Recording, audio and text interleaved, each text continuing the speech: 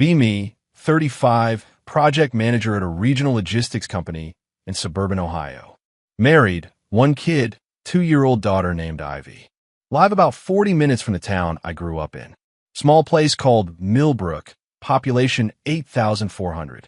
Same zip code my parents have lived in since 1988. My dad, Robert, everyone calls him Bob. He's 62. Built a small trucking company from nothing starting in 1990. Started with one used international cab over and a handshake contract with a lumber mill. Grew it to 8 trucks and 14 employees over 30 years. Sold it in 2021 for enough to retire comfortably. Bob is the kind of guy who wakes up at 4:45 a.m. on a Saturday. Mows the lawn in straight lines. Keeps a spreadsheet of every oil change he's ever done on every vehicle he's ever owned. That's my dad. My mom, Diane, she's 60. Retired elementary school teacher. 38 years at the same district. Taught 3rd grade for most of her career. Still gets Christmas cards from kids she taught in the 1990s. Some of them are doctors now, engineers, parents themselves. They still call her Mrs. Miller. She's the quietest person in any room. Never interrupts, never raises her voice. But she remembers every birthday, every allergy, every kid's name. She made my lunch every day until I was 18. Put little notes in the bag sometimes. I'm proud of you. Have a good day. I still have a few of them in a shoebox somewhere. My parents have been married 32 years. Not a storybook marriage, but a real one.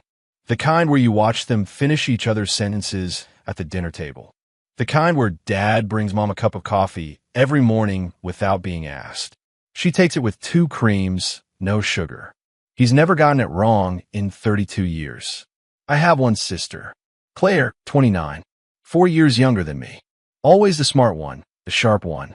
Could argue with a judge when she was 7 years old. Mom and dad thought she'd be a lawyer. She went to a small liberal arts college in New England on a partial scholarship. Majored in English. Then did a master's in gender and cultural studies at a bigger school in Massachusetts. Works as an adjunct professor at a private college near Columbus now. Teaches 1 course per semester. Makes maybe $18,000 a year from it. Has a podcast. 200 listeners on a good month. Lives in a 1-bedroom apartment that our parents helped pay for. $1,400 a month. They've been covering about $700 of it for 3 years. Never asked her to pay it back. Never even brought it up. That's my parents. That's the kind of people they are. Claire and I used to be close.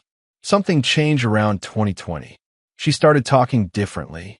Started using phrases she'd never used before. Patriarchal conditioning. Gendered emotional labor. Inherited relational trauma. At first, I thought it was just graduate school talk. She'd grow out of it like people grow out of their dorm room politics. She didn't grow out of it. She grew deeper into it. Her podcast started in 2022. It's called something like Unmaking the Wife. I've never listened to a full episode. I tried once. She spent 40 minutes explaining why her college boyfriend's preference for her wearing makeup was aesthetic coercion. That was enough for me. Claire went through a bad breakup in early 2024. Guy named Devin. Lived with him for 2 years. He left her for someone else. She moved back to Ohio a few months later. Said she wanted to be closer to family. Really, she couldn't afford her Boston rent anymore. She moved into a place 20 minutes from mom and dad. Saw them every Sunday. That's when things started changing. Not all at once. Slowly, the way a river undercuts a bank. You don't see it happening until one day the whole thing collapses. This is the story of that collapse. Last summer, my parents decided to downsize. Big house, too many stairs for Bob's bad knee. They were going to sell the place and move into a townhouse. Needed to go through 32 years of accumulated stuff. Photos, letters, old tax returns, the whole attic. Claire offered to help. Said she wanted to preserve the family archive. Mom was grateful. It was a nice gesture. It took Claire about 2 weekends. Second weekend, late July 2025. She was alone in the attic. Mom and dad were at the church for a funeral of a friend. Claire was sorting boxes. She found a letter. Letter was in a manila envelope, tucked inside an old photo album. Had dad's handwriting on the outside. Just one word. Diane. She opened it. She read it. She took it with her when she left that day. Didn't tell anyone. I didn't know about the letter until months later. But I know what was in it now. Because Dad eventually told me. Long after everything had already fallen apart. The letter was written in 1995. Year 3 of their marriage. No kids yet. Dad had a co-worker at the trucking company's accounting firm. Woman named Linda Hargrove. Bookkeeper, 29 years old at the time, going through a divorce. Dad was 32, trying to keep a new business from failing. Working 80-hour weeks. Coming home late, exhausted, stressed. He and Linda started having lunches. Then long lunches. Then lunches that turned into evening drinks. Then an evening drink that turned into a kiss in her car. Once. One kiss. That was the extent of the physical affair. But the emotional affair had been going on for 4 months before that. Secret texts, personal letters, inside jokes. The kind of thing that kills a marriage in slow motion. Dad came home the night after that kiss. Sat at the kitchen table. Told Mom everything. She was 28 years old, in their second year of trying to get pregnant. She told him to leave. He left. Slept in his truck for 3 nights at a rest stop off I-71. Then he called her. Asked if he could come talk. She said yes. They went to a marriage counselor in Columbus. Twice a week for 8 months.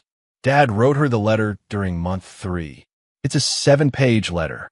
Handwritten, both sides. He wrote it because his counselor told him Mom needed to hear certain things in writing. Things he couldn't say out loud yet. The letter apologized in detail. Named what he'd done, what he'd been thinking, what he'd been missing. Named the cowardice in it. Named the specific lies he'd told her. And named the marriage he wanted to build with her going forward. It was a brutal letter.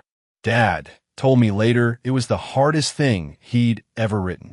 Mom kept it. Not out of spite. Out of respect. She said later it was the document that saved them. That whenever things got hard in the next 30 years, she could remember what he'd been willing to do to earn her back. She forgave him. They rebuilt. He never spoke to Linda Hargrove again. The firm changed bookkeepers a year later anyway. She moved to Arizona. My parents had their first child, me, in 1990. Then Claire in 1995, the same year he wrote the letter. Actually, Claire was conceived right around the time they finished counseling. Mom used to call her the reconciliation baby, not to Claire's face, but to Dad, sometimes after a glass of wine. I heard it once when I was maybe 12. I didn't understand what it meant. I understand now. That's the letter Claire found in the attic. That's the 30-year secret. A mistake a man made. An apology a man wrote. A marriage a woman rebuilt. A child she conceived on the other side of it. That child found the letter and decided it was evidence of crime. September 2025. Claire starts spending more time at Mom's house. Goes over 3-4 times a week for lunch. Brings her books. Bell Hooks, Audre Lorde, Adrienne Rich. Things I'd seen on her shelf in college. Mom tells me about it during one of our Sunday phone calls. Mom, your sister's been so sweet lately. She's reading with me. She says she wants to understand my generation better. Me. That's nice, Mom. Mom, she asked me a lot of questions about your father and me. When we were first married, what our early years were like. Me? Why is she asking that?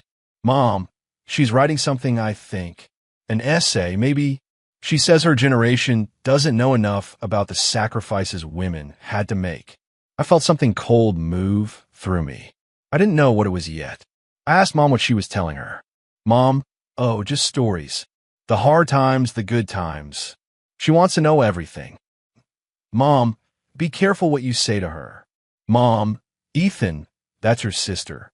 I can tell my daughter about my own life. Me? I know, I couldn't finish the sentence. Because I didn't have a reason yet. Just a feeling. I hung up the phone. Called my wife in from the other room. Me? I think Claire is doing something to Mom. Like what? Me? I don't know yet. But I knew. I just didn't want to say it yet. October 2025. Claire's podcast drops a new episode. Title: When Forgiveness is Just Captivity. I listened to the whole thing. 55 minutes. She doesn't name our parents. Doesn't name Mom. but she describes, in detail, a case study of a woman she knows. A woman who was betrayed in the early years of her marriage. A woman who was pressured by the therapeutic industrial complex of the 1990s to forgive her husband.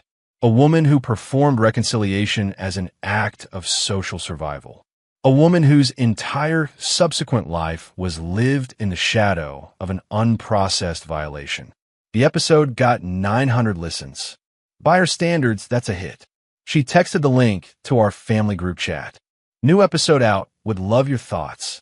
I didn't respond. Dad didn't respond. Mom wrote back 3 days later.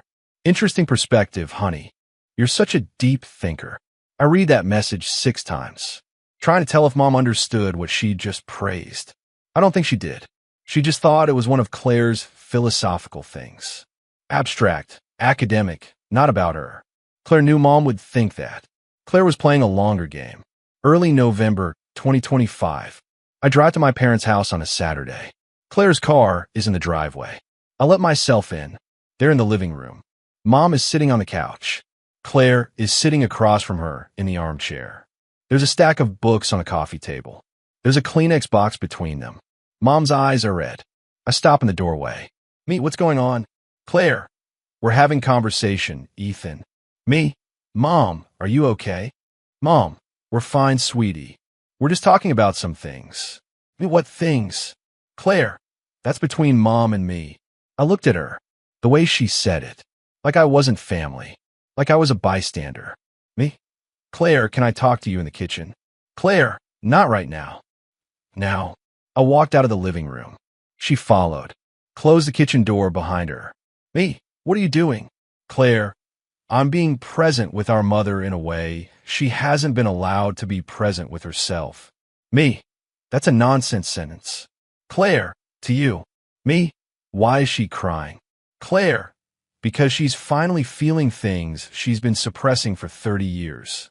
What things? Claire, that's not mine to share.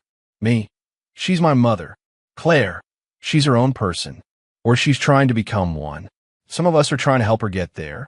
I stood in that kitchen for a long time, staring at my sister, trying to see the kid I used to play Legos with. Couldn't find her. Left without saying goodbye to Mom. Drove home. Told my wife what happened. She asked what I was going to do. I didn't have an answer. Thanksgiving 2025. The ambush. We all gathered at Mom and Dad's house. Me, my wife, Ivy. My dad's brother, Ray, and his wife, Sandra. Aunt Rita, Mom's sister, in from Cleveland. 12 people at the table. Dinner was normal for about 40 minutes. Dad carved the turkey. Mom brought out the sides. Aunt Rita told the same story about the 1978 blizzard she tells every year. Then Claire cleared her throat. Claire, I want to say something. The table quieted. Everyone assumed it was going to be a toast. It was not a toast. Claire, I've been doing a lot of research and a lot of reflection, and I've been having some really important conversations with Mom. I want to name something that's been in our family for a long time. I looked at Dad. His face had already gone gray. He knew. He knew before she said another word. Claire, Dad, I know about the letter. Silence. The kind of silence where you can hear the refrigerator humming 2 rooms away. Dad, Claire, not here. Claire, where then, Dad? Where's the appropriate setting for? The rest of us to finally acknowledge what our mother has been carrying.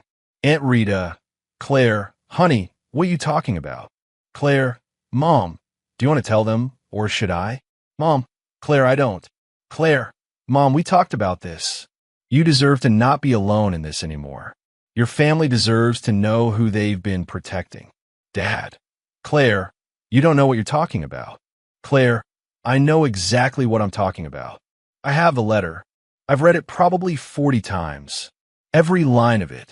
She reached into her bag, pulled out a folder, put on the table next to the gravy boat. Claire, I'm not going to read it out loud. I'm not cruel, but everyone here should know that the marriage we've all been celebrating for 32 years began with a betrayal that was never properly reckoned with. My dad stood up. His chair made a horrible scraping sound against the hardwood. Dad, Claire, get out of my house. Mom, Bob, don't. Dad, Diane, she brought a letter to Thanksgiving. She brought a private letter that I wrote to you, to your dinner table, in front of your sister, in front of our grandchild. Mom was crying now. Aunt Rita was crying. Ivy started crying because the adults were crying. My wife took her out of the room. Claire stayed in her chair. Didn't flinch. Claire, Mom has the right to have her experience witnessed. Dad, her experience is hers. It's not yours to witness. It's not yours to publish. It's not yours to frame. Claire, it's not framing, Dad. It's the truth. Dad looked at Mom. Mom couldn't meet his eyes. Dad looked at me. I couldn't meet his either. Because I didn't know what to say. Because some part of me, for just a second, wondered if Claire had a point. I'm not proud of that second. I've thought about it 1,000 times since. Dad walked out of the dining room, went to the garage, stayed there for 2 hours. We finished the meal in silence. Claire ate like nothing had happened. Mom didn't eat. Mom just sat there, staring at the folder, like it was going to bite her. Early December 2025. Claire moves into Mom and Dad's house. Temporarily, says she needs to be a steady presence while Mom processes. Dad moves into the guest bedroom, his own guest bedroom, in his own house. I drove out there on a Tuesday afternoon. Dad was in the garage again.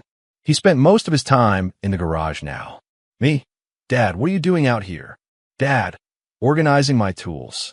Me, you organized them last week. Dad, I'm organizing them again. I sat on a workbench. Me, Dad, we need to talk about what's happening. Dad, what's happening is your sister is living in my house, and my wife won't look at me, and I don't know how to fix it. Me, has Mom said anything? Dad, she said she needs time. She said the letter reminded her of things she hadn't thought about in a long time. She said, Claire has been helping her process. She said maybe she never really dealt with it. Me, Dad, you wrote that letter in 1995. You went to counseling for 8 months. Mom had 2 kids with you after that. She told me once that letter was the thing that saved your marriage. Dad, I know. I remember. I thought she did too. He was holding a wrench. He wasn't using it. He was just holding it. Me, Dad, I want to talk to her. Dad, don't. Me, why not? Dad, because whatever's happening in there is happening between your mother and your sister. And if I send you in as my representative, your sister is going to frame it as me refusing to face consequences.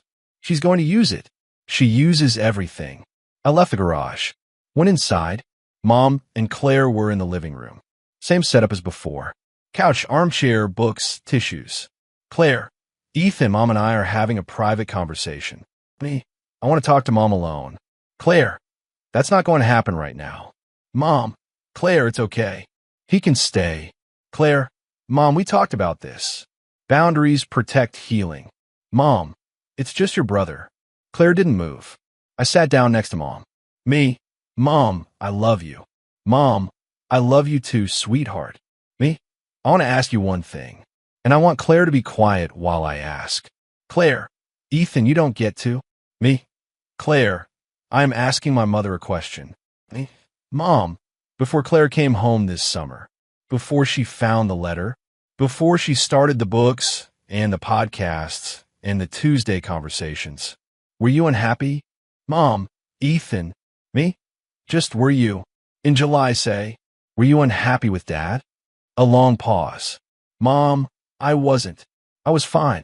Claire, Mom, that's the point we've been discussing. That fine is itself a symptom. That your baseline for acceptable has been so warped by decades of emotional accommodation. Me, Mom, you just said you were fine. You said it in your own words. Nobody told you to say it. Claire, Ethan, you don't understand what you're interrupting. Me, Claire, I understand perfectly. I understand that my sister found a letter and decided the woman who raised her didn't know her own marriage and decided she was going to fix it. Claire, I'm not fixing anything. I'm witnessing. Me, you're coaching. There's a difference. Mom was crying again. I hated making her cry. I hated making her pick. I left. I went out to the garage. Hugged my dad. I was 35 years old, and I hugged him harder than I had since I was 10. He cried against my shoulder. Two grown men crying in a garage on a Tuesday afternoon because a letter from 1995 had been turned into a weapon by a person we both loved, who we barely recognized anymore. January 2026. The ultimatum. I got the call from Mom on a Friday night. Mom, Ethan, I need to tell you something. Your sister and I have been talking, and she says she can't be a full part of my life going forward if I stay married to your father. Me what? Mom, she says she can't in good conscience bring her future children around him. She says she won't subject her kids to unreconciled family harm. She says I have to choose. Me? Mom, Claire isn't even dating anyone. She doesn't have future children. She has a podcast and a cat. Mom, Ethan, don't be cruel. Me? I'm not being cruel. I'm being accurate. She's blackmailing you with imaginary grandchildren. Mom, she said she's serious about wanting a family someday. She said she needs to know her children will grow up in a different kind of family than she did. Me? Mom, you had a good family. Dad loves you. Dad has loved you for 32 years. Dad slept in a truck for 3 nights in 1995 because he couldn't forgive himself. He wrote you a letter you kept because it was the proof of his love, not the proof of his crime. Mom, I know, Ethan. But Claire says, me? Mom, stop listening to Claire. Start listening to yourself. What do you want? Long silence. Mom, I don't know anymore. I don't know what I want. I'm so tired. I'm so tired of the books. I'm so tired of the conversations. I'm so tired of the way she looks at me when I say something she doesn't agree with. I just want to rest. Me? Then rest. Tell Claire to go home to her apartment. Tell her you love her, but you need space. Go make Dad dinner. Mom, I can't. Me, why not? Mom, because she'll leave me, and I can't lose her. Me, you won't lose her. She'll come back. She's bluffing. Mom, Ethan, she's not bluffing. She's been preparing for this for months. She has a list. She has a timeline. She's already talked to a divorce attorney for me. I had to sit down. Me, Mom, please don't do this. Mom, honey, I don't know what else to do. She hung up. I sat in my kitchen for an hour. My wife came in, saw my face. Didn't ask. Just sat next to me. Held my hand. That was January. February 2026. It happened. Mom asked Dad to leave. Dad didn't fight. Packed 2 suitcases. His tools went into storage. His truck, the pickup he'd had for 12 years, stayed in the garage. He drove off in his old work truck, the one he'd used in the early days of the trucking company. It didn't have heat. It was February in Ohio. He drove to a 1-bedroom apartment he'd found in a senior living complex. $1,100 a month. Upstairs unit. Smelled like someone else's cooking. I helped him move in on a Saturday. He didn't say much. We carried boxes up 3 flights of stairs. His knee was bothering him. He didn't complain. When we finished, we stood in the tiny living room, looking at his life reduced to 14 boxes and a recliner. Dad, I don't know where to put the recliner. Me? Anywhere, Dad. Dad, your mother always told me where to put it. I haven't picked a spot for a recliner in 30 years. He started crying, standing in the middle of that apartment, holding a box of VHS tapes he'd never watch, because his VCR stayed at the old house. With Mom, with Claire, with a letter. I sat him down, made him eat a sandwich. He ate half of it. I left around 9 p.m., drove home through the snow, pulled over twice to get my breathing back. March 2026. Divorce paperwork filed. Claire handled most of it. Found Mom the attorney. Came with her to the court appointments. Helped her fill out the financial disclosure forms. It was clinical. It was efficient. Dad didn't contest anything. Just signed what they sent him. Mom got the house. Mom got 60% of the retirement. Mom got the cars. Dad got his tools and his pickup and his old work truck and $180,000 from the sale of the business account they'd been drawing down. That was it. That was 32 years of marriage. He didn't fight any of it. Said he didn't have it in him. Said Mom deserved to have what would make her feel safe. He meant it. That's who he is. Claire celebrated. Posted a long thing on her Instagram the day the papers were finalized. Didn't name anyone. Talked about the quiet revolutions happening in living rooms across America. Talked about the courageous older women reclaiming their autonomy.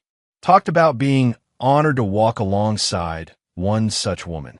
The post got 1,400 likes. She started getting requests to come on bigger podcasts. Did one called Deconstructing the Family with 40,000 subscribers. Spent an hour and 20 minutes describing, without naming anyone, a recent family case study. She's writing a book now. Got a small advance from Feminist Press.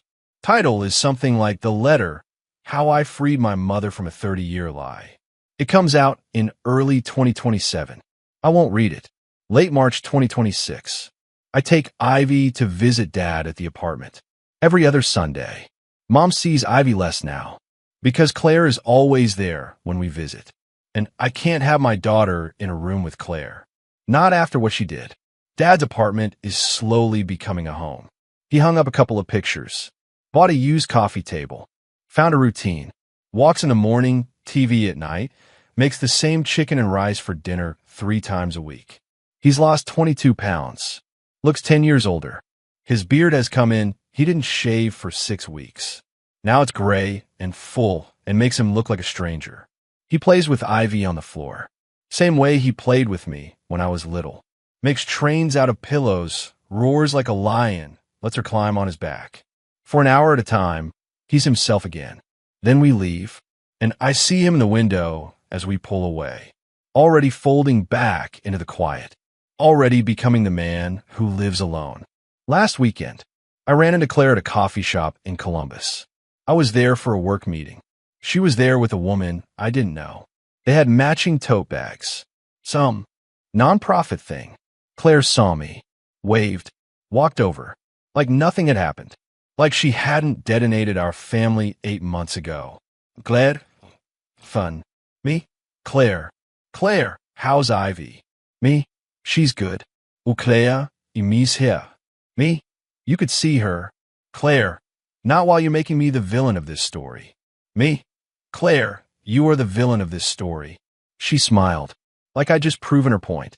Claire, Ethan, someday you'll understand. The generation after mine will understand. Mom is happier now. Me? Mom is alone in a house with you telling her what to think. Claire, Mom is free. Me? From what? Claire, from a marriage she shouldn't have had to stay in. Me? She wanted to stay in it. She told me she was fine. She told me she was fine 5 times last year. Claire, that's what captivity sounds like, Ethan. I looked at my sister. Really looked at her. The woman who used to cry when I left for college. The kid who made me mixtapes with handwritten track lists. The girl who was the reconciliation baby. Who was conceived the year Dad wrote that letter. Who wouldn't exist if Mom hadn't forgiven him. The letter that gave her life. She turned into the weapon that ended his marriage. Me? Claire, do you know why Mom kept that letter? Claire, because she couldn't throw it away. Because it was a monument to what she was forced to endure. No.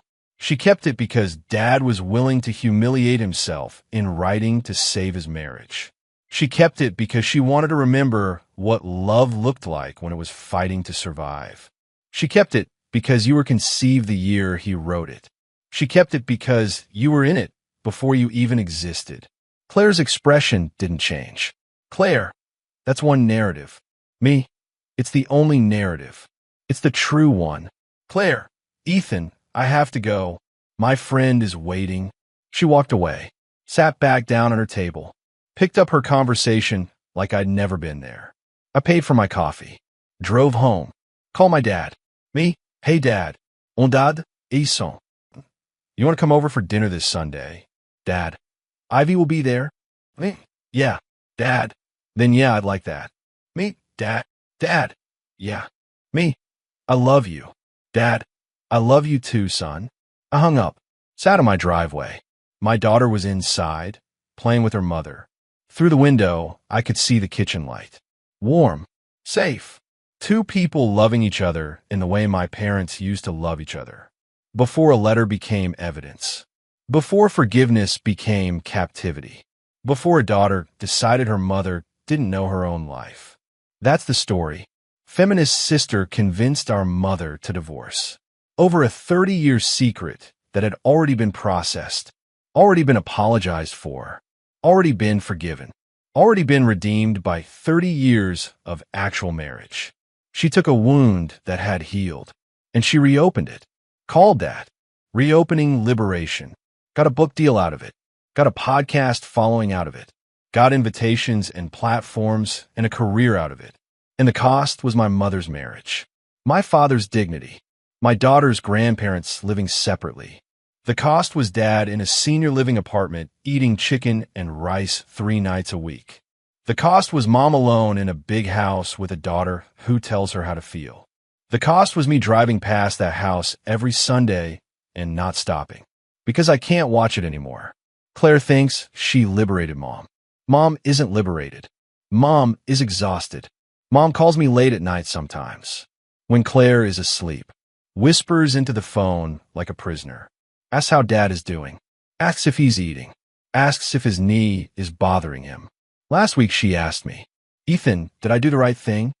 I didn't answer her, because the only honest answer was no, and I couldn't put that on her at 2 a.m. on a Tuesday. So I said what Dad would have said. Me, "Mom, you did what you thought you had to do." Mom, that's not an answer. Me, it's the only one I have. She was quiet for a long time. Mom, I miss him. Me, I know. Mom, the house is so quiet. Me, I know. Mom, Claire keeps telling me this is healing, but I don't feel healed. I feel like someone took something from me and told me it was for my own good. Me, Mom, don't say anything, Ethan. Just let me sit with it for a minute. We sat on the phone for 6 minutes, not speaking, just breathing. Her in the house she used to share with a man she loved for 32 years. Me in my driveway, engine off, windshield fogging up. 2 ghosts on a phone call, listening to each other not know what to say. Eventually, she said good night. Hung up. I sat there another hour. The letter that started all of it is still in Claire's possession. She keeps it in a safe deposit box, she told me once. Said she was preserving the archive. Said someday scholars would want to study it. Said it was an important document of domestic epistemology. Dad wrote her once, asking for it back. She didn't respond. He didn't ask again. I don't think he will. I think he's accepted that the letter belongs to her now. The way his marriage did. The way his wife did. The way 32 years of a life he built with his hands did. A letter he wrote in a counselor's office in 1995 to save his marriage ended up being the thing that ended it. Not because of what was in it, because of who read it last. That's what my sister doesn't understand. A letter isn't just what it says. It's the person who reads it and what they decide to do with it. My mother read it as a man begging for a second chance, and she gave him one and got 30 good years. My sister read it as evidence of system, and she burned 30 good years down. Same letter, 2 readers, 2 completely different worlds. I think about that a lot, about how much of a life depends on who's doing the reading. Dad's still alive, still my dad, still shows up on Sundays, still plays with Ivy on the floor, still drinks his coffee black now. He says he's weaning himself off the cream and sugar. I know what he's really doing. He's weaning himself off Mom, off the version of himself that had a wife who made his coffee every morning. That man is gone. He has to become someone else now. At 62, in a 1-bedroom apartment, with a bad knee and a gray beard and a daughter who weaponized his wife against him. He's going to figure it out. He's Bob Miller. He built a business out of a used truck and a handshake. He'll build whatever this next chapter is out of whatever he has left. But he won't be the man he was. None of us will. That's the cost of the revolution. Not the one Claire thinks she started. The real one. The one that happened in a living room. Over books and Kleenexes and a letter in a manila envelope. The one that looks like liberation from the outside and like grief from the inside. The one nobody gives a speech about. Because the people living